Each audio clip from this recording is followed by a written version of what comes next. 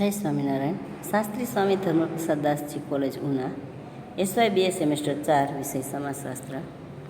ગુણ paper number 8 રાજકીય સમાજશાસ્ત્રમાં unit 2માં ચોથા પોઈન્ટની અંદર આજે આપણે ચોથા પોઈન્ટનો પેટા પોઈન્ટ એટલે કે ભારતમાં રાજકીય સંસ્કૃતિના આધારો તે આપણે જોશું.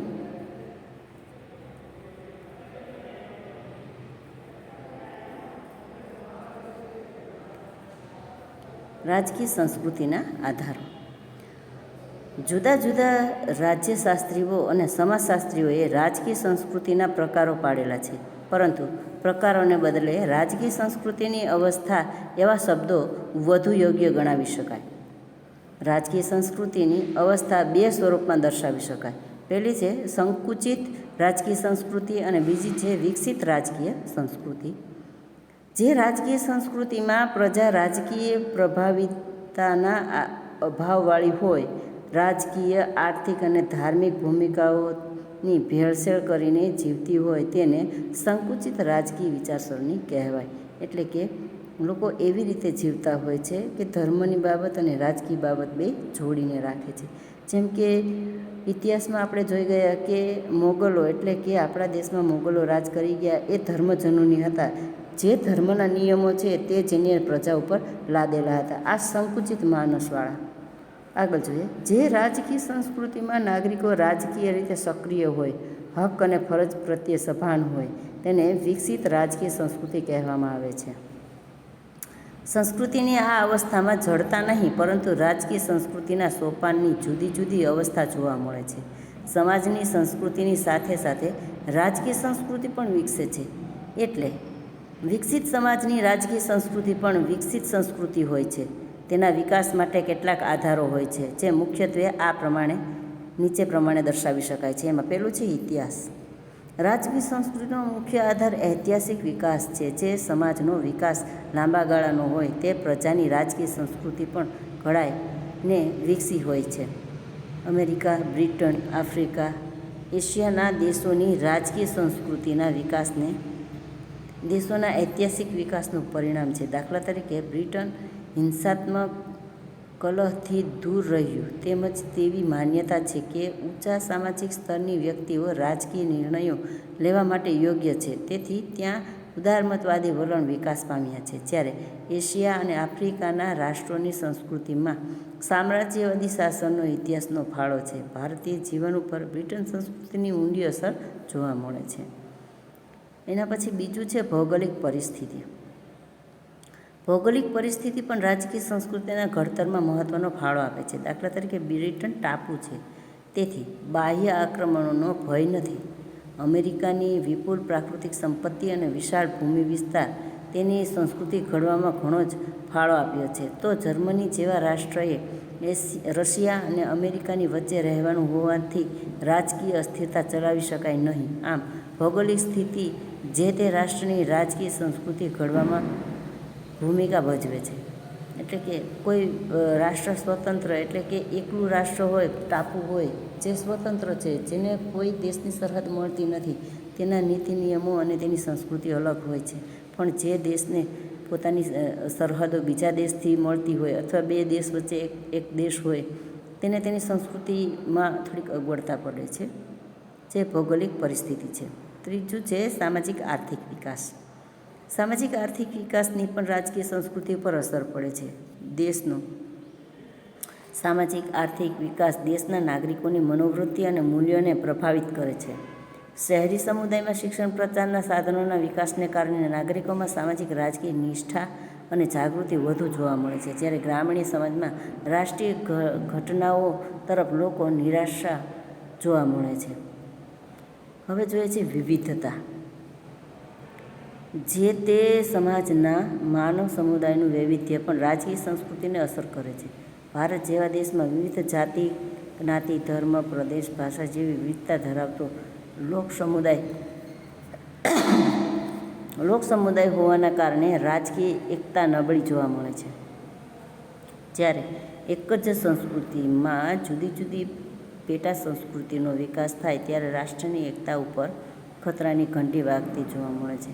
કે ભાઈ આપણા દેશમાં વિવિધતામાં એકતા એવું કહીએ છીએ, પણ જેની ભાષા, ધર્મ, પ્રદેશ, રાજકીય સરહદો ભૌગોલિક સરહદો અલગ અલગ છે, જેના જીવન ધોરણ અલગ અલગ છે, ત્યાં થોડીક અગવડતા પડે છે. તે રાષ્ટ્રની પ્રગતિ ઘણી સબળ નહીં પણ થોડીક ઓછી હોય. ભદ્ર વર્ગ તેમાં જોઈએ રાષ્ટ્રીય સંસ્કૃતિના ઘડતરમાં સૌથી મહત્ત્વનું યોગદાન જે તે સમાજના ઉચ્ચ અને ભદ્ર વર્ગનું જોવા મળે છે. સમાજના અન્ય વર્ગો ભદ્ર વર્ગનું અનુકરણ કરતા હોય છે. તેથી ભદ્ર વર્ગની વિચારસરણી અનુસાર રાષ્ટ્રીય સંસ્કૃતિ ઘડાતી જોવા મળે છે. નેતાઓ રાષ્ટ્રના નેતાઓની વિચારસરણી રાજકીય સંસ્કૃતિ ઘડવામાં મહત્ત્વનો ફાળો આપે છે. નેતાના આદર્શો, મૂલ્યો અને વિચારોની અસર સમાજ ઉપર થતી જોવા મળે છે. તેના આધારે રાજકીય સંસ્કૃતિ ઘડાય છે. ગાંધીજીના અહિંસાના વિચારો ભારતીય સમાજની રાજકીય સંસ્કૃતિને પ્રભાવિત કરેલા જોવા મળે છે. એટલે કે ગાંધીજી જે આપણા નેતા હતા, જે આપણા રાષ્ટ્રપિતા છે, તેનું જીવન છે એ લોકોને આકર્ષે છે. તેનું જીવન ધોરણ, તેની રહેણી કહેણી, તેના નિયમો તે લોકોને આકર્ષે છે. તે આપણા દેશના લોકોના માણસ ઉપર પ્રભાવિત કરે છે. એના પછી આવે છે ભારતની રાજકીય સંસ્કૃતિ. તેમાં જોઈએ વિશ્વના નકશા ઉપર ભારતની સાંસ્કૃતિક વૈવિધ્ય ધરાવતા રાષ્ટ્ર તરીકે ઓળખવામાં આવે છે. ભારત એક પ્રાચીન અને સાતત્યપૂર્ણ સંસ્કૃતિ ધરાવતો દેશ છે. વિશ્વની લગભગ તમામ સંસ્કૃતિનો ઉદ્ભવ અને પતન ભારતે જોયેલા છે. જુદી જુદી સંસ્કૃતિ ધરાવતી પ્રજાના શાસનનો ભોગ ભારતની પ્રજા બની છે. તેના પરિણામે ભારતીય સંસ્કૃતિ ખૂબ જ સમૃદ્ધ બની. આધ્યાત્મિકતા અને સહનશક્તિ, સહિષ્ણુતા અને સમાયોજન જેવા ગુણોને કારણે ભારતની સંસ્કૃતિ આજે પણ જીવિત અને વિકસતી રહી છે. ભૂતકાળમાં ભારત અનેક નાના રજવાડામાં વિભાજિત રાષ્ટ્ર હતું. બ્રિટિશ શાસન વ્યવસ્થા દરમિયાન આવા રજવાડા ઉપર અંગ્રેજોનું વર્ચસ્વ હતું. ભારતમાં એક હદથી રાજાશાહી શાસન વ્યવસ્થા હોવા છતાં ગ્રામ સ્વરાજ અને પંચાયત પ્રથા જેવી વ્યવસ્થા હતી, જેને લીધે બ્રિટિશરોને સ્થાનિક સ્વરાજ્યની સંસ્થા ઊભી કરવામાં ઝડપથી સફળતા પ્રાપ્ત થઈ. અંગ્રેજ શાસન દરમિયાન ભારત સૌપ્રથમ એકીકરણ પામ્યો અને સ્વતંત્રતા પછી લોકશાહી શાસન પ્રણાલી અપાવી. આજે આપણા દેશમાં અનેક રાજકીય પક્ષો છે. દરેક નાગરિક પોતાને યોગ્ય લાગે તે પક્ષને પોતાના વિચારો, આદર્શો, મૂલ્યો, કાર્યક્રમો અને નીતિઓ અપનાવે છે, જેના આધારે દેશનું શાસન ચલાવવાનો અને સમસ્યાઓ ઉકેલવાનો પોતાનો દૃષ્ટિકોણ ધરાવે છે. ભારતીય સંસ્કૃતિમાં અનેક વિવિધતા હોવા છતાં રાજકીય એકતા જોવા મળે છે. કેન્દ્રમાં મજબૂત સરકાર છે. દરેક રાજ્ય રાજકીય સત્તા દ્વારા કેન્દ્ર સાથે જોડાયેલો છે. રાજકીય દ્રષ્ટિએ આપણો દેશ એક પૂર્ણ એકમ છે. લોકસભા અને વિધાનસભામાં ચૂંટણી દ્વારા દરેક પ્રદેશમાંથી પ્રતિનિધિઓ ચૂંટવામાં આવે છે. પુખ્ત મતાધિકાર અને ચૂંટણી લડવાના સમાન અધિકાર છે. રાષ્ટ્રીય ચેતના અને રાષ્ટ્ર નિર્માણની પ્રક્રિયાઓ ભારતીય સમાજ અને સંસ્કૃતિને રાજકીય દ્રષ્ટિએ વધુ સબળ બનાવવામાં મદદરૂપ થાય છે. કેટલાક વિદ્વાનો ભારતમાં રાજકીય સંસ્કૃતિના અસ્તિત્વનો સ્વીકાર કરતા નથી. તેમનું માનવું છે કે ભારતમાં અનેક જ્ઞાતિ, જાતિ, ધર્મ, પ્રદેશના આધારે વિભાગો જોવા મળે છે, જે લોકશાહી શાસન વ્યવસ્થા માટે યોગ્ય ગણાવી શકાય નહીં.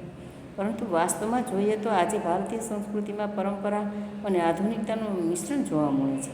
ભારતીય રાજકીય સંસ્કૃતિ દેશના બંધારણમાં સામેલ કરેલા ધ્યેયો દ્વારા સમાજવાદી સમાજ રચના તરફ ગતિ કરી રહી છે. જૂના મૂલ્યો પરિવર્તન પામતા જાય છે અને એક ઇચ્છિત સમાજ કે જેની સ્વતંત્રતા વખતે બંધારણના ઘડવૈયાઓએ કલ્પના કરી હતી કે ધ્યેય પ્રત્યેની જાગૃતિ વધતી જાય છે. દરેક રાષ્ટ્રનું રાજકારણ તેની સંસ્કૃતિ પ્રમાણે જ ઘડાતું હોય છે. દેશની સંસ્કૃતિ સમાજ વ્યવસ્થા, આદર્શો અને વિચારધારામાં રાજકારણ ઉપર પ્રભાવ પાડે છે. રાષ્ટ્રવાદ, રૂઢિચુસ્તતાવાદ, ઉદારમતવાદ, સમાજવાદ, સામ્યવાદ, સર્વોદય, ગાંધીવાદ વગેરે વિચારધારાઓએ ભારતીય રાજકારણને અસરકારક રીતે પ્રભાવિત કર્યું છે. સત્તા અને નીતિનું મિશ્રણ એ ભારતની રાજકીય સંસ્કૃતિની ખાસ લાક્ષણિકતા, જેને લીધે ભારતીય રાજકારણમાં એક વિશિષ્ટ નેતૃત્વ વિકસેલું છે. સાદાઈ, સેવાપરાયણતા જેવા મૂલ્યો વિકાસ પામ્યા છે. વડીલોને માન આપવું તે સારા વર્તનનો પર્યાપ્ત ગણાય છે. તેમજ બધાનું હિત જોતી ફરજો પર ભાર મૂકતી નેતાગીરીને લોકો આવકારતા થયા છે. નસીબવાદ અને પરંપરાવાદ ભારતીય જીવનના યુગો જૂના મૂલ્યો છે. સુખ અને દુઃખ કર્મને આધીન છે. પાપનું નિવારણ કરતાં ઈશ્વર દરેક યુગે આવે જ છે. આથી માન્યતાને લીધે અન્યાય સામે લડવાની કે પોતાની પરિસ્થિતિ સુધારવાની ભાવના પશ્ચિમની સરખામણીએ ઓછી જોવા મળે છે. જોકે વર્તમાન સમયમાં મૂલ્યોનો હાસ થતો જાય છે. રાજકીય દંભ અને આડંબર જોવા મળે છે. રાજકીય સભાનતાઓ વિકસી છે. શિક્ષણનો વ્યાપ વધતા બુદ્ધિગમ્ય અભિગમ વધ્યા છે. વિજ્ઞાન અને ટેકનોલોજી ઉપર ભાર મૂકવામાં માંડ્યો. સરઘસ, ઘેરાવ, સત્યાગ્રહ જેવી ટોળાશાહી અસ્તિત્વમાં આવી છે. ક્યારેક હિંસાના માર્ગો પણ અપનાવતા જાય છે. ભારતીય સમાજ બદલાતો જાય છે. રાજકીય ક્ષેત્રે અનેક પ્રવાહો ઉદ્ભવતા જોવા મળે છે. ભારતની એક આગવી વિશિષ્ટ રાજકીય સંસ્કૃતિ વિકસી રહી છે. ઝડપથી આધુનિકતા તરફ જઈ રહેલા ભારત જેવા સમાજની રાજકીય સંસ્કૃતિનો અભ્યાસ રસપ્રદ મુદ્દો છે. એટલે કે ભારતની અંદર પણ ઘણો બધો વિકાસ થાય છે. લોકોના દૃષ્ટિકોણ બદલા છે. લોકોમાં ધર્મની સાથે સાથે એવા પરિવર્તનો આવ્યા છે કે પશ્ચિમી દેશોની સાથે પણ આપણા દેશમાં ઘણા બધા પરિવર્તનો આવ્યા છે. આ સાથે આ પોઈન્ટ અહીંયા આપણે પૂરો કરીએ છીએ. જય સ્વામિનારાયણ.